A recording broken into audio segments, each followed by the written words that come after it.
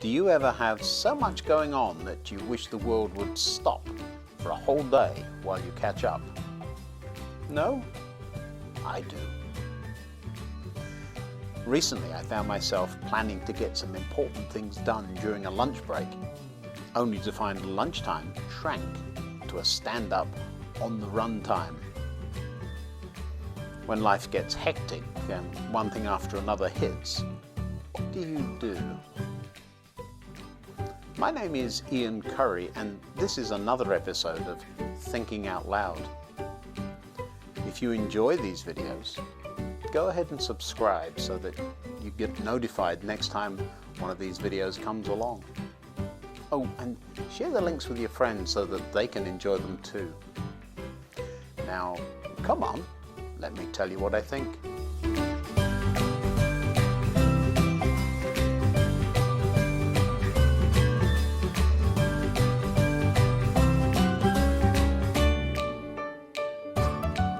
Have you ever heard someone who is really busy say something like, "There's no peace for the wicked"? I have. I think I've even said it a few times when I've been really busy too.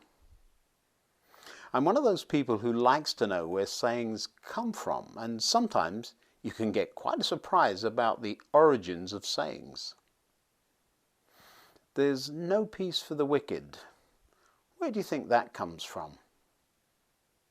Well, it's quoted in the Bible by one of the most famous prophets, Isaiah, several thousand years ago, so quite an old saying. Let me show you.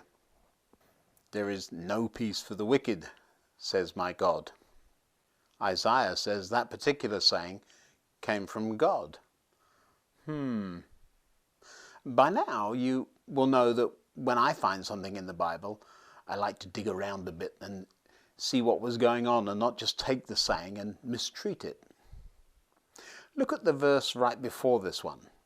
"But those who still reject me are like the restless sea, which is never still, but continually churns up mud and dirt."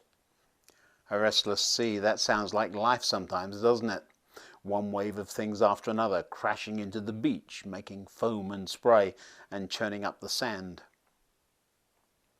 Do you see how the saying, "There's no peace for the wicked," tagged on to the end of a description of a busily churning sea, could easily give the idea, if you took just that part of the narrative, that busyness equated to evil? Isaiah was also the one who famously predicted the birth of Jesus, and significantly for us today, attached the name Prince of Peace to Jesus. "For a child is born to us, a son is given to us. The government will rest on his shoulders, and he will be called Wonderful Counselor, Mighty God, Everlasting Father, Prince of Peace." So you would expect the Prince of Peace to be demonstrating peace, wouldn't you? Well, between all the phone calls about a new roof, changing schedule, a house full of people, and the past few weeks, I've also been reading through the book of Mark, where some fun things Jesus got up to are recorded for us. Now, I'm not going to regurgitate all I've been finding there, but I will highlight a trend for you. This is what I've noticed. Now, it occurred to me that while reading Mark, that the whole narrative seemed to be happening in a very short period of time. Jesus repeatedly says things like, "Let's go and be alone," or "Let's go to the other side of the lake." And you can look through Mark's writings and you'll find the same thing, I'm sure. But let me show you what I noticed. Jesus went out to the lake with his disciples. Sounds like a nice day out, doesn't it? Trip to the lake, a few good friends. What could be better? Perhaps a picnic. But look, Jesus went out to the lake with his disciples, and a large crowd followed him. Then a little further into the story, Jesus instructed his disciples to have a boat ready so that the crowd would not crush him. Not exactly a quiet, peaceful picnic, is it? Jesus entered a house and the crowds began to gather again, So he and his disciples couldn't even find time to eat. Oof. Do you see the trend starting to form here? That sounds like my stand-up, grab-and-go lunch, doesn't it? As evening came, Jesus said to his disciples, "Let's cross to the other side of the lake." Do you see? Trying to make space and get a bit of peace and quiet. So they took Jesus in the boat and started out, leaving the crowds behind. And I've often noticed this next phrase, but never really attached much significance to it, although other boats followed. So even when it's time to get some rest away from people, they follow in their own boats. The very next sentence illustrates this idea very well too. Jesus, just when he's out with the disciples alone in the boat, taking a little nap perhaps, a fierce storm came up. High waves were breaking into the boat, and it began to fill with water. Now this is where the story of Jesus calming the storm happens. And mostly we just stop and wonder what happens next and say things like, "Oh wow, look at how the amazing thing happened there," or "That was cool, wasn't it?" Or we ask things like, how could Jesus possibly be asleep in the back of a boat during a storm? I think I know. He was dog-tired. And if we turn the page to chapter 5, the story actually continues right where it left off. This whole section seems to me to be better read as one long narrative. That way you really get the idea of the intensity of one thing hitting after another. So they arrived at the other side of the lake. When Jesus climbed out of the boat, a man possessed by an evil spirit came from the tombs to meet him. Now, if that were me, I'd be thinking, seriously? I've just been up all night trying to get away from people. I get here, and now this?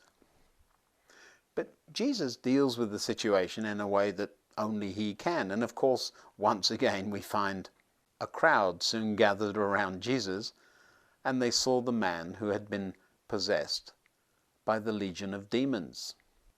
Jesus got into the boat again and went back to the other side of the lake, where a large crowd gathered around him on the shore. Do you see? This isn't just once or twice. It's an ongoing, constant thing. We only like to focus on the individual stories rather than the flow from one to another. Jesus often didn't even get a boat ride between incidents either. There is so much going on all at once that it's hard to keep up with it all. While he was still speaking to her, doing one thing, a messenger arrived from the home of Jairus, the leader of the synagogue. Another thing interrupts. I'd be thinking, now what, wouldn't you? So how can Jesus be described as the Prince of Peace with all this going on? I think all along we've probably been defining peace the wrong way, haven't we? While it's obviously nice to get away from everything for a rest once in a while, the idea of peace isn't the lack of busy or the lack of pressures of life. No, not at all. Peace is far more to do with how we choose to handle the busy, how we react to the one more thing. When Jesus himself does manage to get some time with his close friends and followers, here's one of the most important things he says to them. I am leaving you with a gift, peace of mind and heart. In the middle of an amazingly busy life, crammed into just a few short years, that's the thing Jesus says? He goes on to say, and the peace I give you is a gift that the world cannot give. So don't be troubled or afraid. The troubles and struggles of life are sometimes immense, aren't they? The key is how our attitude and mindset, our hearts, deals with these things. Jesus indeed did get slammed by one thing after another, and he demonstrated how to handle those things with peace and kindness. I hope you've enjoyed taking a few minutes out of a busy schedule with me today, looking at peace. Until next time, goodbye.